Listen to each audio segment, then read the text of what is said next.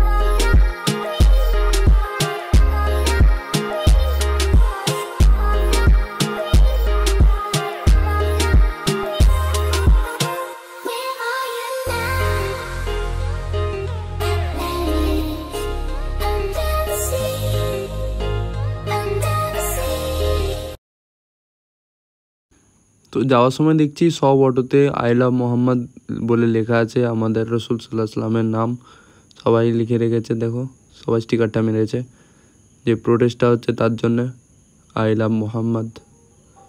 দেখতে পাচ্ছ সব অটোতে লেখা আছে।